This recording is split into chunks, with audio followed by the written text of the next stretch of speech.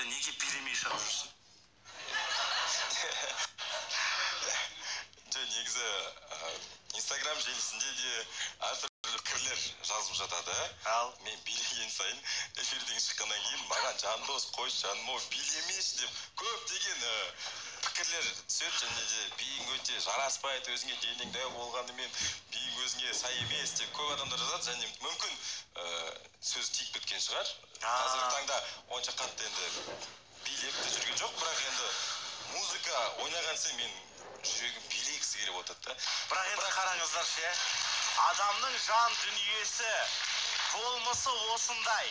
Әрине енді көрермен болуы мүмкін, басқа қатысушылар болуы мүмкін. Мысалы айтады, Жандос енді осы жасқа келіп билеген бір түрлі деп. Бірақ енді би деген ол жан дүние ғой. Сондықтан Жандос, менің ойымша, бұл сенің бір үлкен ерекшелігің.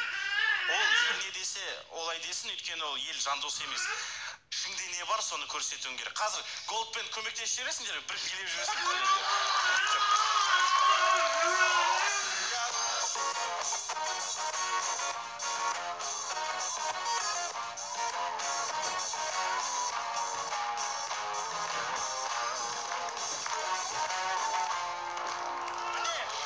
қандай керемет, өзіңе жарасымды. Өйткені әр адамның өз ерекшелігі болады, және де ләззат та мүмкін осы Жандосты биіне ғашық болып келген шығар. Ал қазір билемесе бір түрлі болады. Ләззаттан сұрап көрейікші, Ләззат, ортаға шығып айтасыз ба?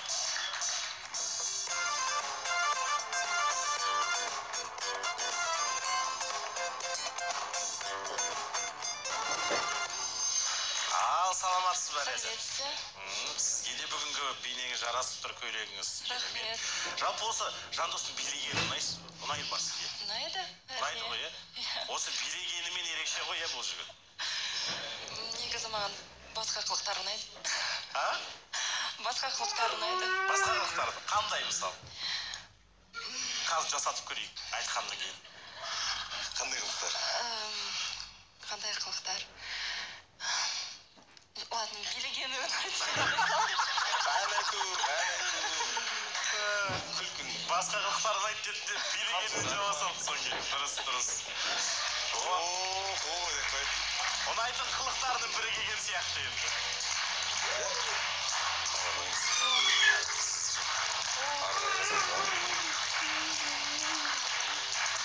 Гүл сыйлағанды көріп ем, енді жейтін гүл сыйлағанды бірінші рет көріп отырмын. Негізі бір ерекше бір сыйлық жасайын деген едім. Ержігіт болғаннан кейін қыз баласына өзімнің қазіргі таңда көңілімнен шығып жатқанын білдірейін деп, арнайы өзінің жақсы көретін жеміс жидектерінен жасалған гүл шуағы. Гүл шоқтары. Гүл шуағы деп қойыпты, гүл шоқтары. Гүл шоқтарының шуағы десең. Гүл шоқтарының шуағы. Шыны керек, осы қалау жобасына көп рахмет. Өйткені өзім қазақ тілінде көп сөйлемейтін, бірақ тырысатын да. Қазіргі таңда оған ештеңеге қарамай, бар қазақшамды қосып, кәдімгідей сөйлеп жүрмін да. Дұрыс, соған рахмет. Және де мысалы осы сыйлығы өте орынды деп ойлаймын. Өйткені мысалы Жандостың өзіне қарасақ, жейтін дүниелер тамақты ерекше жақсы көретіні көрініп тұр. Және де Жандостың қолынан жейтін бір сыйлық алған, ол орынды. Өйткені білет қайсы дәмді екенін. Жарайсың. Енді кездесулер болып жатыр, білуімше. Суреттерді жіберіпсіңдер. Рахмет сендерге. Кейбір қатысушылар құсап ұмытып кетіп жүрген жоқсыңдар. Қазір көрсетіледі. Сендер әңгімелей бастаңдар. Қалай болып жатыр, не болып жатыр, не қызық? Керемет болып жатыр. Төф шіркін ай. Кәдімгідей қыстың кезінде аппақ қардың, негізі қарды жақсы көремін өз басым. Қыс мезгілін жақсы көресің бе? Қыс мезгілін жақсы көремін. Ләззат, сіз жақсы көресіз бе қыс мезгілін? Жақсы көремін. Ләззаттың түрінен көрініп тұр, жақсы көрмейтіні қысты. Бірақ дегенмен қызықты кездесулер болған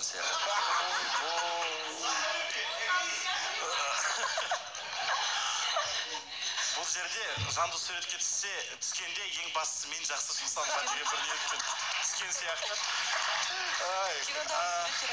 Ал енді кездесулер болып жатыр. Кездесулер Құдайға шүкір, бәрі күнделікті өзінің уақытымен жүріп жатыр. Және де, кешеде де күн сайын телефонмен хабарласып та, жазып та. Телефонға тыным жоқ. Телефонға тыным жоқ. Телефонға тыным жоқ дейді. Керемет.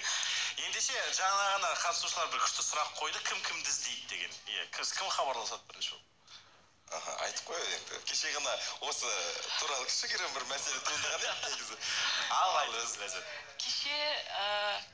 Кеше мен қонақта болып едім.